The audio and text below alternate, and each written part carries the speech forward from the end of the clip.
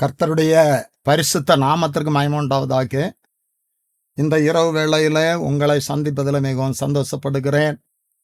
இந்த சத்தியத்தின் நேர நிகழ்ச்சியின் மூலம் இந்த நாளிலும் நாம் ஒரு செய்தியை தியானிக்கப் போகிறோம். செய்திக்கு ஆதாரமாக பிலிப்பியர் 4ஆம் அதிகாரம் 4வது வசனத்தை இருங்கள், சந்தோஷமாய் இருங்கள் என்று மறுபடியும் சொல்லுகிறேன். 3ஆம் அதிகாரம் முதல் வசனத்திலும் கூட சந்தோஷமாய் இருங்கள் என்று சொல்லி எழுதுகிறார். இங்க 4ஆம் அதிகாரம் 4வது வசனத்தில் எழுதும்போது மறுபடியும் சொல்லுகிறேன் என்று சொல்லுகிறார். பவுலுக்கு ஒரு ஆசை, விசுவாசிகள் எல்லாம் சந்தோஷமாய் இருக்க வேண்டும் என்று சொல்லி இந்த வார்த்தை எழுதுகிற பவுல் சொல்லுகிறார், நான் எந்த நிலைமையில இருந்தாலும் மனரம்யமாயிருக்க, மன சந்தோஷமாயிருக்க கற்றுக்கொண்டேன் என்று சொல்லுகிறார். அவர் எந்த சூழ்நிலையில இருந்தாலும் கர்த்தருக்குள் சந்தோஷமா இருந்தார். அதனால அன்று பிலிப்பியருக்கு சொன்னதை இன்று நமக்கு சொல்லுகிறார், கர்த்தருக்குள் எப்பொழுதும் சந்தோஷமாயிருங்கள், சந்தோஷமாயிருங்கள் என்று மறுபடியும் சொல்லுகிறேன். சந்தோஷம் என்பது நான் எல்லாரும் விரும்புகிற ஒரு காரியம். நான் எல்லாரும் சந்தோஷமா இருக்க வேண்டும் என்று சொல்லி விரும்புகிறோம், நினைக்கிறோம். நாம் நம்முடைய குடும்பம் சந்தோஷமா இருக்க வேண்டும் என்று சொல்லி முயற்சி செய்கிறோம். ஆனா அநேக சூழ்நிலைகளில நம்முடைய வாழ்க்கையில, குடும்பத்துல சந்தோஷம் இல்லாமல் காணப்படுகிறது. நம்ம அறியாதபடி பிரச்சனைகள் வருகிறது, நம்முடைய சந்தோஷம் தடைபடுகிறது. நான் சந்தோஷமா இருக்க நினைத்தாலும் முடியவில்லை. நான் நிறைய பேரை சந்தித்து கேட்டிருக்கிறேன், நீங்கள் சந்தோஷமா இருக்கிறீர்களா என்று சொல்லி. கேட்ட உடனே சந்தோஷமா இருக்கிறோன்னு சொல்லுவாங்க. தொடர்ந்து அவருடைய பிரச்சனைகளை கேட்கும்போது, கடந்த நாளில நான் ஒரு சகோதரனை பார்த்து கேட்டேன், சந்தோஷமா இருக்கீங்களான்னு. முதல்ல அந்த சகோதரன் சொன்னான், ஆமா நான் சந்தோஷமா இருக்கிறேன் என்று சொன்னான். தொடர்ந்து நான் பேசிக்கொண்டு இருக்கும்போது அவன் சொன்னான், எனக்கு மாதம் 48,000 ரூபாய் லோன் அடைக்க வேண்டியது இருக்கிறது. அநேக மாதங்கள்ல அதற்கேற்ற வருமானம் எனக்கு கிடைப்பதில்லை, அதனால் நான் மிகவும் கஷ்டப்படுகிறேன் என்று சொல்லி அவன் கடனால் சந்தோஷத்தை இழந்து கொண்டு இருக்கிறான், இழந்து போயிருக்கிறான். இன்னும் சில பேரை பார்த்தா வியாதியினால் அவர்களுக்கு சந்தோஷம் இருக்காது, இன்னும் பிள்ளைகள் நிமித்தம் சந்தோஷம் இருக்காது, சந்தோஷம் தடைபடும். அன்பான தேவனுடைய பிள்ளைகளை, இந்த இரவில நான் உங்களுக்கு சொல்லுகிறேன், நாம் சந்தோஷமாய் இருப்பதற்கு வேதம் என்ன சொல்லுகிறது? நான் சந்தோஷமாய் இருக்க வேண்டும் என்று சொன்னால் என்ன செய்ய வேண்டும்? வேதத்தின் மூலம் உலக பிரகாரமா அநேக ஆலோசனைகள், சந்தோஷமாய் இருப்பது எப்படி என்று சொல்லி அநேக புத்தகங்கள் கூட வெளியிடப்பட்டிருக்கிறது. அதனாலெல்லாம் ஒரு சந்தோஷம் வரவே வராது. எந்த ஒரு காரியத்தினாலும் நமக்கு முழுமையான சந்தோஷம் உண்டாக முடியாது. தற்காலிகமான சந்தோஷம். இந்த சந்தோஷத்திற்காக உலக மனிதர்கள் அநேக பாவங்களை செய்கிறார்கள். அது அநித்தியமான பாவ சந்தோஷம். ஆனா ஒரு முழுமையான சந்தோஷம் இருக்க வேண்டும் என்று சொன்னால் நாம் கர்த்தருக்குள்ள இருக்க வேண்டும். இப்படியாக ஒரு காரியத்தை சொல்வார்கள். ஒரு மனிதன் வாழ்க்கையில சந்தோஷமே இல்லாத சூழ்நிலையில பல முயற்சிகளை செய்து பார்த்து ஒரு டாக்டரை அணுகினானா. அந்த டாக்டர் இடத்துல, டாக்டர் எனக்கு வாழ்க்கையில சந்தோஷமே இல்லை, எனக்கு என்ன செய்வதென்று தெரியவில்லை, ஏதாவது மருந்து கிடைக்குமான்னு சொல்லி கேட்டான். அப்போ அந்த டாக்டர் சொன்னாராம், எப்பா எல்லா வியாதிகளுக்கும், பல வியாதிகளுக்கு மருந்து இருக்கிறது, ஆனால் சந்தோஷத்திற்கு இதுவரை மருந்து கண்டுபிடிக்கல, என்ன என்கிட்டே மருந்து இல்லை அப்படின்னு சொன்னாராம். சொல்லிட்டு ஒரு ஆலோசனை சொன்னாராம், எப்பா அதற்கு மருந்து இல்லை, ஆனா நீ கொஞ்ச நேரம் சந்தோஷமா இருக்கணும்னா ஒரு காரியத்தை செய். இந்த ஊர்ல சர்க்கஸ் நடக்கிறது, அந்த சர்க்கஸ்ல ஒரு ஜோக்கர் எல்லாரையும் சந்தோஷப்படுத்துகிறான். அவர்கள் போய் எல்லாரும் சந்தோஷமா இந்த நேரத்தை கழித்து கொண்டு வருகிறார்கள், நீயும் வேணாம் அங்க போ அப்படின்னு சொன்னாராம். அப்பொழுது அவன் சொன்னானா, டாக்டர் அந்த ஜோக்கரே நான் தான், அந்த கோமாளியே நான் தான் அப்படின்னு சொன்னானா. இதுதான் உலகத்தில் நடக்கிற காரியங்கள். அன்பான தேவனுடைய பிள்ளைகளை, வேதம் நமக்கு சந்தோஷமா இருப்பதற்கு ஆலோசனை சொல்லுகிறது. துரிதமாய் நான் சில காரியங்களை நான் உங்களுக்கு சொல்லுகிறேன். முதலாவது லூக்கா 19ஆம் அதிகாரம் 6வது வசனம். லூக்கா 19ஆம் அதிகாரம் 6வது வசனம் இப்படியாக சொல்லுகிறது, சகைவே நீ சீக்கிரமாய் இறங்கி வா என்று சொல்லி சகைவை பார்த்து இயேசு கிறிஸ்து சொல்லுகிறார். 6வது வசனம், அவன் சீக்கிரமா இறங்கி சந்தோஷத்தோட அவரை அழைத்து கொண்டு போனான். சந்தோஷத்தோட அழைத்து கொண்டு போனான். இங்கே சகோடைய வாழ்க்கையில இதுவரை இல்லாத சந்தோஷம் இன்றைக்கு உண்டாகிறது. இந்த சந்தோஷம் எப்படி, இந்த சந்தோஷம் எதனால் உண்டாகிறது? நான் உங்களுக்கு சொல்லுகிற செய்தி, உலக பிரகாரமான அநேக காரியங்கள் தற்காலிகமான சந்தோஷத்தை மனிதர்களுக்கு கொடுக்கலாம். ஆனால் ஒரு மெய்யான சந்தோஷம், நம்முடைய வாழ்க்கையில ஒரு நிரந்தரமான சந்தோஷம் வேண்டும் என்று சொன்னால், இங்கே சகை சந்தோஷத்தோடு இறங்கினான் என்று சொல்லி பார்க்கிறோம். அப்படி என்று சொன்னால், இதுவரை அவனுடைய வாழ்க்கையில சந்தோஷம் இல்லை. அவன் அதிகாரி, வசதி படைத்தவன். அவனுடைய அதிகாரமோ அவனுடைய வசதி அவனுக்கு ஒரு சந்தோஷத்தை கொடுக்க முடியாது. இந்த வார்த்தையை கேட்டுக்கொண்டிருக்கிற தேவ பிள்ளைகளே, நமக்கும் நம்முடைய வசதி ஒரு சமாதானத்தை தர முடியாது, சந்தோஷத்தை தர முடியாது. நம்ம ஒரு அதிகாரத்துல இருக்கலாம், பெரிய பொறுப்புல இருக்கலாம், அதனால நமக்கு ஒரு சந்தோஷம் வர முடியாது. நம்முடைய வாழ்க்கையில அது சந்தோஷத்தை தர முடியாது. இங்கே முதலாவதாக நான் உங்களுக்கு சொல்லுகிறது, சகைவு இயேசு கிறிஸ்துவை ஏற்றுக்கொண்டான், அவன் ரட்சிக்கப்பட்டான், அதனால அவனுக்கு ஒரு சந்தோஷம் உண்டாயிற்று. முதலாவது நமக்கு உண்டாக வேண்டிய சந்தோஷம் ரட்சிப்பின் சந்தோஷம். ரட்சிப்பினால் ஒரு சந்தோஷம். இயேசு கிறிஸ்து இந்த உலகத்திலே நமக்காக மனிதனாய் வந்து ரத்தம் சிந்தி நமக்கு பெரிதான ஒரு ரட்சிப்பை அவர் சம்பாதித்து இருக்கிறார். அதனால் தான் வேதம் சொல்லுகிறது, இத்தனை பெரிதான ரட்சிப்பை குறித்து கவலையற்று இருந்தால் வரும் தண்டனைக்கு எப்படி தப்பித்துக் கொள்வோம் என்று சொல்லி. ரட்சிப்பு பெரிதானது, அது விலையேறப்பட்டது. இந்த ரட்சிப்பினால நமக்கு ஒரு சந்தோஷம் உண்டாகிறது தேவ பிள்ளைகளை. வேறு எந்த ஒரு முயற்சியிலும் நாம் சந்தோஷத்தை பெற்றுக்கொள்ள நாம் வாஞ்சிப்போம் என்று சொன்னால், விருப்பப்பட்டோம் என்று சொன்னால், ஒருவேளை தற்காலிகமாக ஒரு சந்தோஷத்தை நமக்கு தரலாம். ஒரு மெய்யான சந்தோஷம் நமக்கு வேண்டும் என்று சொன்னால், இங்கே சகையுடைய வாழ்க்கையில் இயேசு கிறிஸ்துவை தேடி வந்தான். எப்படிப்பட்டவரோ என்று சொல்லி தேடி வந்தான். அவனை சகைவே நீ இறங்கி வா என்று சொன்ன பொழுது அவன் அந்த வார்த்தையை ஏற்றுக்கொண்டு அவன் இறங்கி வந்தான். சந்தோஷத்தோடு என்று சொல்லப்பட்டு இருக்கிறது. அவன் சீக்கிரமாக இறங்கி சந்தோஷத்தோடு அவரை அழைத்து கொண்டு போனான். நான் தொடர்ந்து பார்க்கும்போது 10வது வசனம் சொல்லுகிறது, இழந்து போனதை தேடம் ரட்சிக்குமே மனுஷகுமாரன் வந்திருக்கிறார் என்றார். இழந்து போனதை, நாம் எதை இழந்தோம்? சமாதானத்தை இழந்தோம், சந்தோஷத்தை இழந்தோம். ஆதாம் ஏவாள் பாவம் செய்த காரணத்தினால, மனித குலத்தில் பாவம் வந்த காரணத்தினால, தேவ மகிமை இழந்த மனித குலம் சந்தோஷத்தை, கர்த்தர் நமக்கு வைத்திருக்கிற சந்தோஷத்தை இழந்தோம். அந்த சந்தோஷம் ஆதாமுக்குள் மரித்தது போல கிறிஸ்துவுக்குள் உயிர்ப்பிக்கப்படுகிறோம். கிறிஸ்துவுக்குள் நான் ரட்சிக்கப்படுவோம் என்று சொன்னால், கிறிஸ்துவின் ரட்சிப்பை, அவர் இரத்தத்தின் மூலம் உண்டாகிற ரட்சிப்பை பெற்றுக்கொள்வோம் என்று சொன்னால், நான் நிச்சயமாய் சொல்லுகிறேன், உலகத்தில் பல பிரச்சனைகள், பல நெருக்கங்கள் நம்மளில காணப்பட்டாலும் நமக்குள் ஒரு சந்தோஷம் இருக்கும். அது ரட்சிப்பின் சந்தோஷம். ரட்சிப்பின் சந்தோஷம். இங்கே சகை இதுவரை சமாதானமே இல்லாதபடி வாழ்ந்தான். அவனுடைய வாழ்க்கையில குடும்பத்தில் சமாதானம் இல்லை. இயேசு கிறிஸ்து அந்த வீட்டிற்கு சென்றார். 9வது வசனம் சொல்லுகிறது, இயேசு அவனை நோக்கி, இன்றைக்கு இந்த வீட்டுக்கு ரட்சிப்பு வந்தது, இவனும் ஆபிரகாமுடைய குமாரனாய் இருக்கிறானே. இன்று இந்த வீட்டுக்கு ரட்சிப்பு வந்தது. இதுவரை இல்லாத சமாதானம், சந்தோஷம் சகைக்கு மட்டுமல்ல, அந்த குடும்பத்திற்கு உண்டானது பிள்ளைகளே. இது ரட்சிப்பின் சந்தோஷம். இந்த நாள் இரவில் நான் உங்களுக்கு சொல்லுகிற செய்தி, உங்களுடைய வாழ்க்கையில சந்தோஷம் இல்லாமல் காணப்படுகிறதா? நீங்கள் ஒருவேளை கர்த்தருடைய பிள்ளைகளாய் ரட்சிக்கப்பட்டு இருந்தாலும் நீங்க சமாதானத்தை இழந்திருக்கலாம். அதற்கும் நான் ஒரு உதாரணத்தை சொல்லுவேன். முதலாவதாக நீங்கள் புரிந்து கொள்ள வேண்டிய காரியம், ரட்சிப்பினால் நமக்கு பெரிதான ஒரு சந்தோஷம் உண்டாகிறது.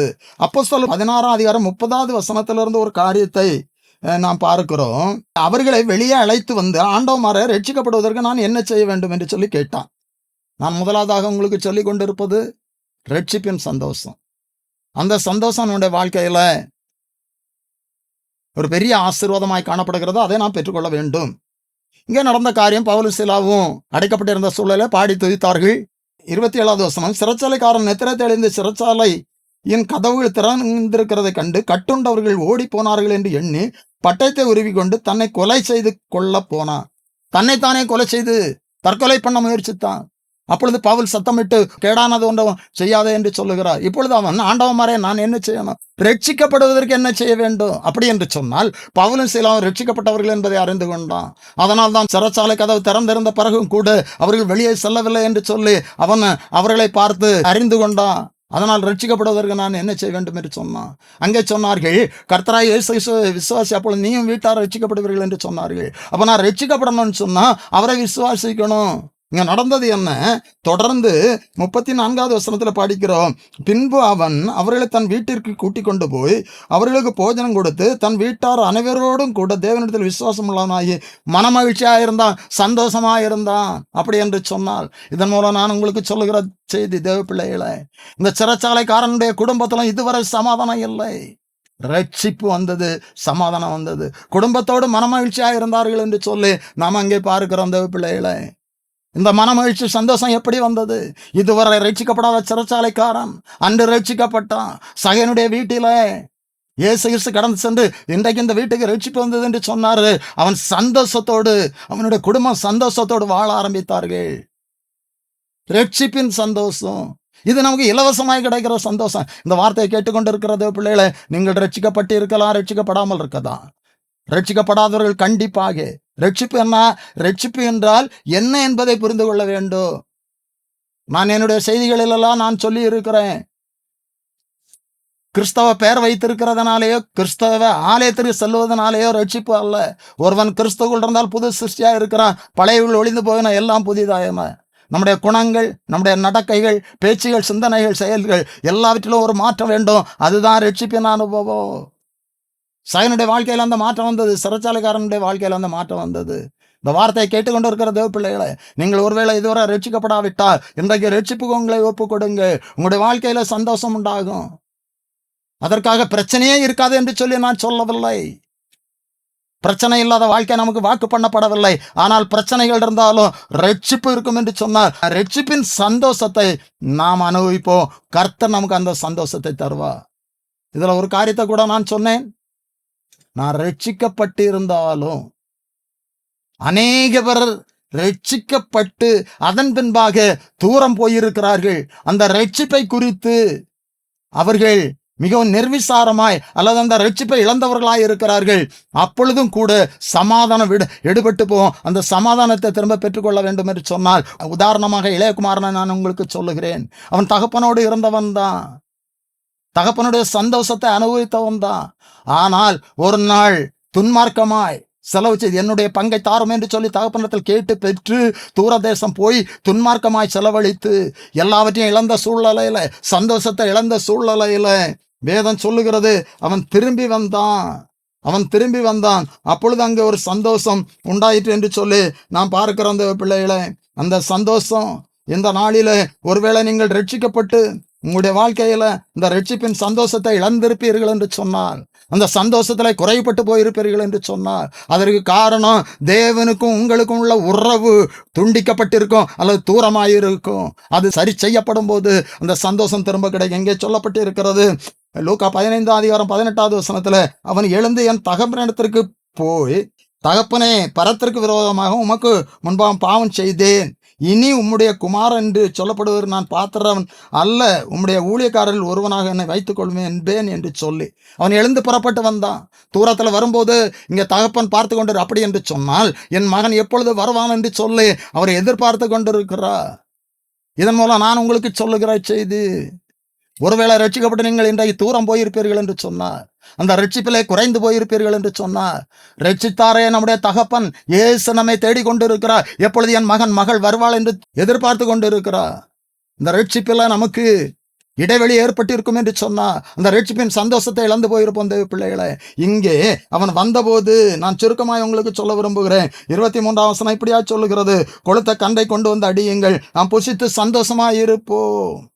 என் குமாரனாகிய இவன் மரித்தான், திரும்பவும் உயிர்த்தான், காணாமல் போனான், திரும்பவும் காணப்பட்டான் என்றார். அப்படியே அவர்கள் சந்தோஷப்பட தொடங்கினார்கள். அவர்கள், அந்த இளையகுமாரன் சந்தோஷத்தை இழந்தவனும் அந்த அவன் மூலம் தகப்பனும் கூட பாரத்தோடு காணப்படுகிறார். அவரும் கூட எல்லாரும் சந்தோஷப்பட தொடங்கினார்கள். நம்முடைய வாழ்க்கையில இன்றைக்கு எப்படிப்பட்டதான அனுபவத்தில் நாம் காணப்படுகிறோம்? இந்த ரட்சிப்பின் சந்தோஷத்தை பெற்றிருக்கிறோமா? ஒருவேளை பெற்று அதை இழந்திருக்கிறோமா? இந்த நாளில் அந்த சந்தோஷத்தை தர கர்த்தர் விரும்புகிறார். முதலாவதாக நான் உங்களுக்கு சொல்லுகிறது, அது ரட்சிப்பின் சந்தோஷம். ரட்சிப்பின் சந்தோஷம். 1 சாமுவேல் 2ஆம் அதிகாரம் 1 வசனத்திலும் கூட, அப்பொழுது அந்நாள் ஜெபம் பண்ணி, என் இருதயம் கர்த்தருக்குள் களி கூறுகிறது, என் கொம்பு கர்த்தருக்குள் உயர்ந்திருக்கிறது, என் பகைஞர் மேல் என் வாய் திறந்திருக்கிறது, உம்முடைய ரட்சிப்பினாலே சந்தோஷப்படுகிறேன். ரட்சிப்பு என்பது 2 அனுபவத்தில் சொல்லப்பட்டிருக்கிறது. ஒன்று பாவத்திலிருந்து ரட்சிக்கப்படுவது, அடுத்த பிரச்சனையிலிருந்து ரட்சிக்கப்படுவது. இப்போ நம்முடைய வாழ்க்கையில நாம் பாவத்திலிருந்து ரட்சிக்கப்பட்டிருக்கிறோம். தொடர்ந்து நம்முடைய வாழ்க்கையில பிரச்சனைகள் காணப்படலாம். அந்த பிரச்சனைகளில் இருந்தும் கர்த்தர் நம்மை ரட்சிக்க வல்லவராய் இருக்கிறார், ரட்சிப்பார். இங்க அன்னாளுடைய வாழ்க்கையில சந்தோஷம் இல்லாத சூழ்நிலை. அதற்கு காரணத்தை நாம் அறிந்திருக்கிறோம். குழந்தை இல்லை, அதனால் அவருடைய வாழ்க்கையில சந்தோஷம் இல்லை. அவளுடைய சக்களத்தையும் கூட அற்பமாய் எண்ணினாள், பேசினாள்.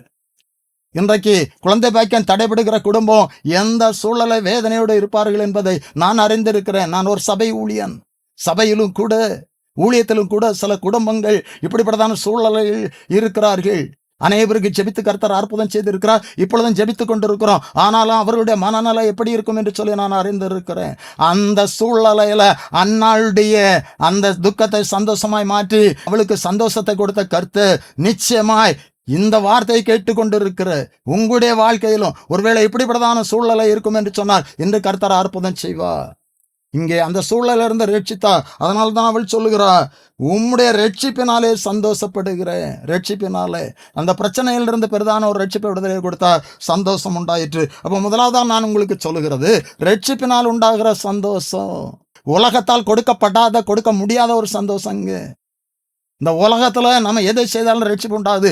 ரட்சிக்கப்படுவதற்கு இயேசு கிறிஸ்து நாமமே அல்லாமல் வேறொரு நாமம் கொடுக்கப்படவில்லை. அவருடைய இரத்தத்தினால் மட்டுமே நமக்கு பாவத்திலிருந்து மீட்பு, ரட்சிப்பு, அதை நாம் பெற்றுக்கொள்ள வேண்டும். இதுவரை இந்த அனுபவத்திற்குள் நீங்கள் வராமல் இருந்தால் அன்போடு உங்களை கேட்டுக்கொள்ளுகிறேன், இந்த அனுபவத்திற்கு ஒப்பு கொடுங்க. இந்த ரட்சிப்பின் சந்தோஷம் உங்களுக்கு உண்டாகும், உங்களுடைய குடும்பத்திற்கு உண்டாகும். 2ஆவதாக 3 யோவான் 4வது வசனத்துல, என் பிள்ளைகள் சத்தியத்திலே நடக்கிறார்கள் என்று நான் கேள்விப்படுகிற சந்தோஷத்திலும் அதிகமான சந்தோஷம் எனக்கு இல்லை.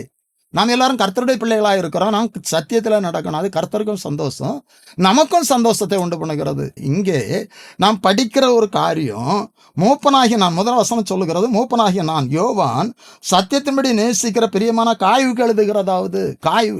காய்வை குறித்து இங்க சொல்லப்பட்டு இருக்கிற 3வது வசனம், சகோதரர் வந்து நீ சத்தியத்தில் நடந்து கொள்ளுகிறாய் என்று உன்னுடைய உண்மையை குறித்து சாட்சி கொடுத்த போது மிகவும் சந்தோஷப்பட்டேன். சகை குறித்து யோவான் அறிந்த போது, சத்தியத்தில் நடக்கிறான் என்று சொல்லி அறிந்த போது மிகவும் சந்தோஷப்பட்டாராம். இன்றைக்கு அநேக குடும்பத்தின் பிள்ளைகள் பாவத்தில் விழுந்து கிடக்கிறது நிமித்தம், பாவத்தை செய்கிறது நிமித்தம் அவருடைய வாழ்க்கையில் மட்டுமல்ல குடும்பத்திலேயே சமாதானம் இல்லாத சூழ்நிலை. சமாதானம் உண்டாக வேண்டும் என்று சொன்னால் கர்த்தருடைய பிள்ளைகளாகிய நாமும் நம்முடைய பிள்ளைகளும் சத்தியத்தில் நடக்கணும். சத்தியத்தில் நடக்கிறது நிமித்தம் சந்தோஷம். நான் மீண்டும் சொல்லுகிறேன், கர்த்தருடைய நாமத்தில் சொல்லுகிறேன், ரட்சிப்பினால் சந்தோஷம். இதானங்க மெய்யான சந்தோஷம். 2ஆவதாக சத்தியத்தில் நடக்கிறது நிமித்தம் நமக்கு சந்தோஷம். இன்றைக்கு அனைவர் சத்தியத்தை அறிந்தும் கூட சத்தியத்தை கை கொள்ளாதபடி காணப்படுகிறார்கள். சத்தியத்தை அறிந்த நாம் சத்தியத்தை கை கொள்ள வேண்டும். சத்தியத்தை அறிவீர்கள், சத்தியம் உங்களை விடுதலையாக்கும் என்று சொல்லப்பட்டு இருக்கிறது.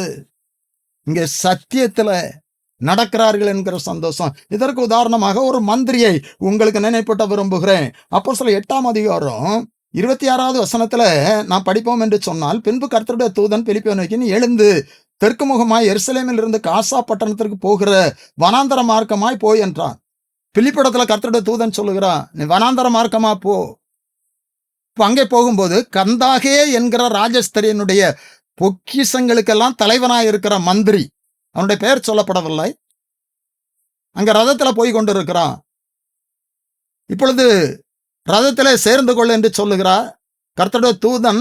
பிலிப்பிடத்துல ரதத்துல சேர்ந்து கொள் என்று சொல்லி அங்கே போன பொழுது அவன் ரதத்துல, அந்த மந்திரி பிலிப்பை ரதத்துல தன்னுடைய அருகில் உட்காரும்படி கேட்டுக்கொள்ளுகிறான். பிலிப்பு ரதத்துல ஏறி மந்திரியினுடைய அருகில் உட்கார்ந்த பொழுது மந்திரி ஒரு காரியத்தை செய்து கொண்டிருக்கிறான். அதை பிலிப்பு கவனிக்கிறான். மந்திரி ஏசாயா தீர்க்கதரிசன புத்தகத்தை வாசித்துக் கொண்டிருக்கிறான். இதை நான் படிக்கும்போது ஆச்சரியப்படுவேன். தேவ பிள்ளைகளே, இன்றைக்கு இந்த வார்த்தையை கேட்டுக்கொண்டு இருக்கிற நீங்கள் கிறிஸ்தவர்களா இருக்கலாம், ரட்சிக்கப்பட்டவர்களா இருக்கலாம். ஒரு இடத்துல போகும்போதோ அல்லது பஸ்ல பிரயாணம் பண்ணும்போதோ ட்ரெயின்ல பிரயாணம் பண்ணும்போதோ நீங்கள் என்ன செய்து கொண்டு இருக்கிறீர்கள்? வேதத்தை வாசிக்கிறீர்களா? மந்திரி அவன் ரதத்துல போய் கொண்டிருக்கிறான், அதிகாரம் மிக்கவன், அவன் நிதி மந்திரி, அவன் மிகவும் செல்வாக்கானவன். ஆனா அவன் ரதத்துல போய் கொண்டிருக்கும் போது அவனுக்கு கிடைத்த நேரத்துல வேதத்தை படித்துக் கொண்டு இருக்கிறான். இன்றைக்கு கிறிஸ்தவர்கள் என்று சொல்லுகிறார்கள். ஒரு இடத்துல போய் வெயிட் பண்ணிட்டு இருந்தா செல்ல பார்த்துட்டு இருக்கிறாங்க. செல்லுல என்னத்தெல்லாமோ பார்த்துட்டு இருக்கிறாங்க. நான் சபைகளிலும் சொல்லுகிறது, பிள்ளைகளுக்கு ஆலோசனையாக சொல்லுகிறது உண்டு. உங்களுக்கு நேரம் கிடைக்கும் போது ஒரு இடத்துல வெயிட் பண்றீங்கன்னா பைபிளை படிங்க. மற்றவங்க எப்படியே நினைச்சிட்டு போட்டு, அது கர்த்தருடைய நாமம் மகிமைப்படும். ரதத்துல சென்ற அந்த மந்திரி ஏசாயா தீர்க்கதரிசன புத்தகத்தை படித்து கொண்டிருந்தான். இப்பொழுது பிலிப்பு கேட்கிறார், உமக்கு படிக்கிறது புரிகிறதா? ஒருவர் சொல்லித்தராவிட்டால் எப்படி புரியும்? அங்கே பிலிப்பு சத்தியத்தை குறித்து சொல்லுகிறான். அப்பொழுது மந்திரி கேட்கிறாரு, தண்ணீர் உள்ள ஒரு இடத்திற்கு அவர்கள் வந்தபொழுது, தண்ணீர் இருக்கிறத ஞானஸ்நானம் பெறுவதற்கு என்ன தடை? முழு இருதயத்தோடு விசுவாசித்தா தடை ஒன்றும் இல்லை. ஞானஸ்நானம் பெறுவதற்கு, இதை கேட்டுக்கொண்டிருக்கிற தேவ பிள்ளைகளை நான் வேத வசனத்தை சொல்லுகிறேன், சத்தியத்தை சொல்லுகிறேன். ஞானஸ்நானம் பெறுவதற்கு தகுதி முழு இருதயத்தோடு விசுவாசிக்கணும். அப்படி என்று சொன்னால் எப்பொழுது ஞானஸ்நானம் எடுக்க வேண்டும் என்று சொல்லி புரிந்து கொள்ளுங்கள். இப்பொழுது அங்க பிலிப்பு ஞானஸ்நானம் கொடுக்கிறான். 38வது வசனம், ரதத்தை நிறுத்தச் சொன்னான். அப்பொழுது பிலிப்பு மந்திரியும் ஆகிய இருவரும் தண்ணீரில் இறங்கினார்கள். பிலிப்பு அவனுக்கு ஞானஸ்நானம் கொடுத்தான். அவர்கள் தண்ணீரில் இருந்து கரையேறின போது கர்த்தருடைய ஆவியானவர் பிலிப்பை கொண்டு போய்விட்டார். மந்திரி அப்புறம் அவனை காணாமல் சந்தோஷத்தோடு தன் வழியே சென்றான். நான் இரண்டாவதாக உங்களுக்கு சொல்லி கொண்டிருக்கிறது சத்தியத்தின் மூலம் உண்டாகிற சந்தோஷம். இங்க பிலிப்பு ஞானஸ்நானம் என்கிற சத்தியத்தை கை கொண்ட போது, அவன் தண்ணீரிலிருந்து கரையேறின போது சந்தோஷத்தோடு சென்றான் என்று சொல்லி பார்க்கிறோம். இதுவரை இல்லாத ஒரு சந்தோஷம் மந்திரிக்கு அன்றைக்கு உண்டானது. அது எப்படி உண்டாயிற்று? கர்த்தருடைய சத்தியத்தை, ஞானஸ்நான சத்தியத்தை கை கொண்ட பொழுது. அன்பான தேவனுடைய பிள்ளைகளை, நான் உங்களுக்கு சொல்லுகிறேன், நம்முடைய வாழ்க்கையில் ஒரு சந்தோஷம் வேண்டும் என்று சொன்னார், ஒரு மெய்யான சந்தோஷம் வேண்டும் என்று சொன்னார். முதலாவதாக ரட்சிப்பின் சந்தோஷம், இரண்டாவதாக சத்தியத்தை கை கொள்ளுகிறதுனால் உண்டாகிற சந்தோஷம். இதுதாங்க மெய்யான சந்தோஷம். நான் இன்னும் அநேக உதாரணங்களை நான் உங்களுக்கு சொல்ல முடியும். நாம் சத்தியத்தை கை கொள்ளுகிறதுனால நம்முடைய வாழ்க்கையில பெரிதான ஒரு சந்தோஷம் உண்டாகும். வேதத்திலிருந்து முக்கியமான ஒரு காரியத்தை நான் உங்களுக்கு நினைவுபடுத்த விரும்புகிறேன். 2 நாளாகமும் 30ஆம் அதிகாரம் 20வது வசனத்துல, அப்படியே எருசலேமில் மகா சந்தோஷம் உண்டாயிற்று. தாவீதின் குமாரனாகிய சாலோமன் என்னும் இஸ்ரவேலுடைய ராஜாவின் நாட்களில் முதற்கொண்டு இப்படி எருசலேமில் நடந்ததில்லை. இப்படிப்பட்டதான ஒரு சந்தோஷம் எருசலேமில் இதுவரை உண்டானதில்லை. இந்த சந்தோஷம் எப்படி உண்டாயிற்று? எசேக்கியா ராஜா 25வது வயதுல ஆட்சிக்கு வருகிறார். 29 வருஷம் ஆளுகிறார் என்று சொல்லி பார்க்கிறோம். இந்த சூழலை ஆலய கதவுகள் அடைக்கப்பட்டு இருக்கிறது. அதற்கு முன்பாக ஆட்சி செய்தவர்கள் கொடுமையான காரியத்தை செய்தார்கள். ஆலய கதவு அடைக்கப்பட்டு இருந்தது. 6வது வசனம், நம்முடைய பிதாக்கள் துரோகம் பண்ணி நம்முடைய தேவனாகிய கர்த்தரின் பார்வைக்கு பொல்லாப்பனதை செய்து அவரை விட்டு விலகி தங்கள் முகங்களை கர்த்தருடைய வாசஸ்தலத்தை விட்டு திருப்பி அதற்கு முதுகை காட்டினார்கள். அவர்கள் பரிசுத்த ஸ்தலத்தின் இஸ்ரவேலின் தேவனுக்கு சர்வாங்க தகன பலி செலுத்தாமலும் தூபம் காட்டாமலும் விளக்குகளை அணைத்து போட்டு மண்டபத்தின் கதவுகளை பூட்டி போட்டார்கள். ஆலய கதவுகள் அடைக்கப்பட்டு இருந்தது. எருசலேமிலே சமாதானம் கட்டு போய்விட்டது. சந்தோஷம் இல்லை. முக்கியமான ஒரு வேத பகுதி பிள்ளைகளை, ஆசாரியர்கள் லேவியர்கள் ஆலய கதவை திறந்து ஆலயத்தை பரிசுத்தம் பண்ணுகிறார்கள். புதிய ஏற்பாட்டில் நாம் பார்க்கிறோம், அந்த ஆலயம் நம்முடைய சரீரம், நம்முடைய அந்த ஆலயம் சுத்தமாக இருக்கும் என்று சொன்னால் அங்கே சந்தோஷம் உண்டாகும் தேவ பிள்ளைகளே. இங்கே அநேக காரியங்கள் செய்யப்படுகிறது. தொடர்ந்து நம்ம பார்க்கிறோம், எருசலேமிலே மகா சந்தோஷம் உண்டாயிற்று. எருசலேமிலே மகா சந்தோஷம் உண்டாயிற்று. அந்த சந்தோஷம் உண்டாவதற்கு காரணம், ஆலய கதவு திறக்கப்பட்டது, ஆலயம் சுத்தமாக்கப்பட்டது, அங்கே பஸ்கா பண்டிகை ஆசரிக்கப்பட்டது. பெரிதான ஒரு சமாதானம் உண்டாயிற்று. பெரிதான சமாதானம் உண்டாயிற்று. நான் உங்களுக்கு சொல்லி கொண்டிருக்கிற காரியம், ரட்சிப்பினால் நமக்கு சந்தோஷம் உண்டாகிறது. அதுதான் மெய்யான சந்தோஷம். 2வது, சத்தியத்தை கை கொள்ளுகிறது நிமித்தம். இங்கே ஆலயம் சுத்தம், நம்முடைய சரீரம் தேவனுடைய ஆலயம் என்று சொல்லப்பட்டு இருக்கிறது. அந்த ஆலயம் படுத்தப்படணும், வசனத்தின் மூலம் சுத்திகரிக்கப்படணும். அப்பொழுது பெரிதான ஒரு சமாதானம், சந்தோஷம் உண்டாகும் தேவ பிள்ளைகளை. அதனால தான் யாக்கோபு 1ஆம் அதிகாரம் 22வது வசனத்துல, அல்லாமலும் நீங்கள் உங்களை வஞ்சியாதபடி திருவசனத்தை கேட்கிறவர்களாக மாத்திரமல்ல அதன்படி செய்கிறவர்களாக இருங்கள். வசனத்தை கேட்கிறானா? வசனத்தை வாசிக்கிறானா? அதை கை கொள்வோம் என்று சொன்னால் மெய்யான ஒரு சமாதானம், சந்தோஷம் நமக்கு உண்டாகும். மூன்றாவதாக லூக்கா 10:17 வசனம், பின்பு அந்த 70 பேரும் சந்தோஷத்தோட திரும்பி வந்து ஆண்டவரே, உம்முடைய நாமத்தினாலே பிசாசுகள் எங்களுக்கு கீழ்ப்படுகிறது என்றார்கள். பிசாசு கீழ்ப்படுகிறதுனால, சீசர்களை கண்டு பிசாசுகள் ஓடுகிறதுனால அவர்கள் சந்தோஷத்தோடு வந்து இயேசு கிறிஸ்துவில சொல்லுகிறார்கள். இயேசு கிறிஸ்து தொடர்ந்து ஒரு 70 பேரை சீசராக்கி அவர்களுக்கு அதிகாரம் கொடுத்து அனுப்புகிறார். 2 பேராய் போகிறார்கள். இப்பொழுது இவர்களை கண்டு பிசாசுகள் ஓடுகிறது, பிசாசுகள் கீழ்ப்படுகிறது. இது பெரிய சந்தோஷம். இதை சொன்னபொழுது இயேசு கிறிஸ்து சொல்லுகிறாரு 20வது வசனத்துல, ஆகிலும் ஆவிகள் உங்களுக்கு கீழ்ப்படுகிறதற்காக நீங்கள் சந்தோஷப்படாமல் உங்கள் நாமங்கள் பரலோகத்தில் எழுதியிருக்கிறதற்காக சந்தோஷப்படுங்கள் என்றார். மூன்றாவதாக நமக்கு ஒரு சந்தோஷம், நம்முடைய பெயர் பரலோகத்தில் எழுதப்பட்டு இருக்கிறது. எழுதப்பட்டிருக்க வேண்டும். இதுதாங்க மெய்யான சந்தோஷம், ரட்சிப்பின் சந்தோஷம், சத்தியத்தை கை கொள்ளுகிறதுனால சந்தோஷம். நம்முடைய பெயர் பரலோகத்துல எழுதப்பட்டு இருக்கிறதுங்கிற ஒரு சந்தோஷம். நிச்சயமாக நம் மரணத்தை சந்திக்க போகிறோம். நிச்சயமாக பரலோகம் நரகம் ரெண்டுல ஒரு இடத்துக்கு போக போறோம். இந்த உலக ஜீவியத்துல நமக்கு ஒரு நம்பிக்கை வேணும். என்னுடைய பெயர் பரலோகத்தில் எழுதப்பட்டு இருக்கிறது. என்னுடைய நாமம் என்று சொன்னால் பெயர். இயேசு கிறிஸ்து அன்று சீசர்களை பார்த்து சொன்னார் என்று நம்மை பார்த்து சொல்லுகிறார். உங்களுக்கு ஒரு சந்தோஷம், உங்களுடைய பெயர் நாமம் பரலோகத்தில் எழுதப்பட்டு இருக்கிறது. அந்த ஒரு நிச்சயம் உண்டாகணும். அதனால சந்தோஷம் உண்டாகும். இது ஒரு முக்கியமான காரியம். பரலோகத்துல நம்முடைய பரலோகத்துல நம்முடைய பெயர் எழுதப்படணும்னு சொன்னா, ஜீவ புஸ்தகம் என்று ஒன்று இருக்கிறது. அதுல நம்ம பேர் எழுதப்படணும். எழுதப்படாதவனாய் காணப்படுகிறவன் எவனோ அவன் அக்கினி கடல்ல தள்ளப்படுவான் என்று சொல்லி வெளிப்படுதல் 20:15 வசனத்துல பார்க்கிறோம்.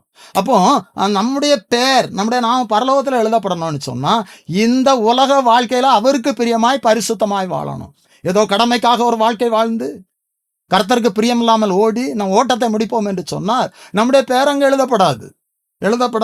நம்முடைய பெயர் அங்கே எழுதப்பட வேண்டும். அதனால தான் மோசே சொன்னார், அரண்மனையில் இருந்த மோசே சொன்னார், அநித்தியமான பாவ சந்தோஷத்தை பார்க்கிறோம். எபிரேயர் 11:26-25 வசனத்துல அநித்தியமான பாவ சந்தோஷங்களை அனுபவிப்பதை பார்க்கிறோம்.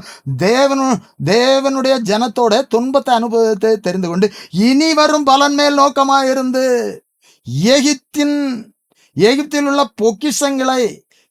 பொக்கிஷங்களிலும் கிறிஸ்துவ நிமித்தம் வரும் நிந்தை அதிக பாக்கியம் என்று எண்ணி நன்றாய் புரிந்து கொள்ளுங்க தேவ பிள்ளைகளை. மோசே அரண்மனை ஆசீர்வாதத்தை, அரண்மனை சந்தோஷத்தை சொல்லுகிறார், அநித்தியமான பாவ சந்தோஷம். இன்றைக்கு அநேகர் கிறிஸ்தவர்களாக இருந்தாலும் கூட அநித்தியமான பாவ சந்தோஷத்தை அனுபவிக்கிறார்கள், தற்காலிகமான சந்தோஷத்திற்காக. நான் ஒன்றை உங்களுக்கு சொல்லுகிறேன், நான் நித்திய மகிழ்ச்சி, நித்திய சந்தோஷம், ரட்சிக்கப்பட்டவர்கள் நித்திய மகிழ்ச்சி சந்தோஷத்தோடு பரலோகத்துக்கு வருவார்கள் என்று சொல்லி பார்க்கிறோம். இங்கே மோசே சொல்லுகிறார், இது அநித்தியமான பாவ சந்தோஷம், எனக்கு இந்த சந்தோஷம் வேண்டாம், இனி வரும் பலன் இருக்குது, அங்க ஒரு சந்தோஷம் இருக்குது, அது வேண்டும் என்று சொல்லி அந்த அரண்மனையை விட்டு வந்தா. இன்று நாமும் விட வேண்டிய காரியத்தை விடணும் தேவ பிள்ளைகளை. கிறிஸ்தவர்கள் என்று சொல்லி குடிக்கிறாங்க, கிறிஸ்தவர்கள் என்று சொல்லி சினிமா பார்க்குறாங்க, ரகசிய பாவத்தில் இருக்கிறாங்க. இந்த இரவில் அன்போடு நான் உங்களை கேட்டுக்கொள்கிறேன், ஏதாவது பாவம் உங்களிடத்தில் இருக்கும் என்று சொன்னார், சத்தியத்தை அறிந்தும் வசனத்தை அறிந்தும் கர்த்தருடைய அன்பை ருசித்தும் இன்றைய பாவத்தில் நீங்கள் காணப்படுவீர்கள் என்று சொன்னார், அது அநித்தியமான பாவ சந்தோஷம். அதை விட்டு மோசே அரண்மனை விட்டு வந்தது போல நாம் விட்டு வருவோம் என்று சொன்னார்.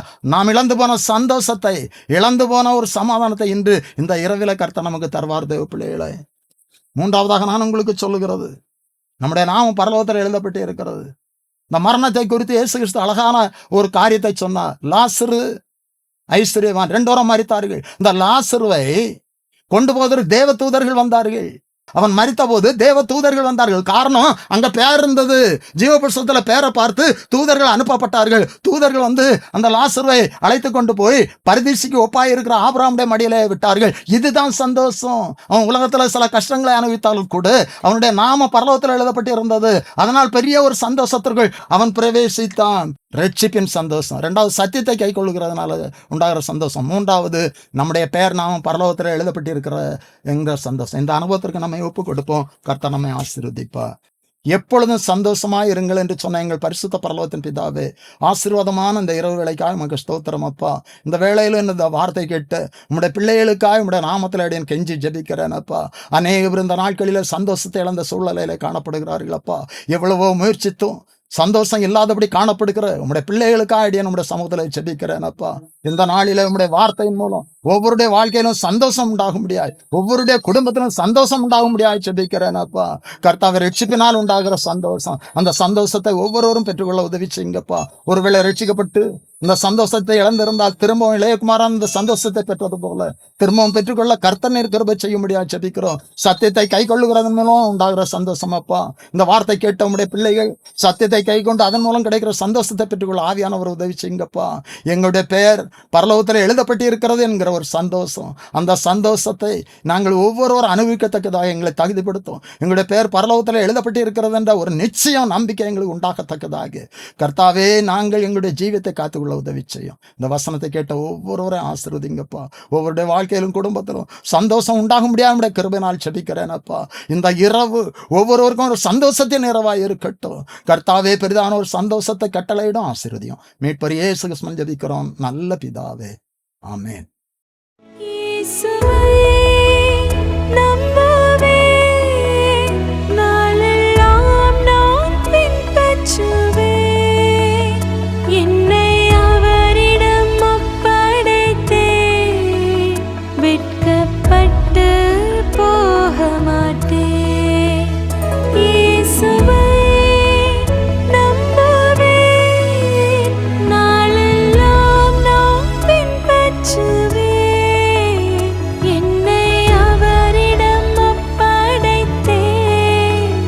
வெட்க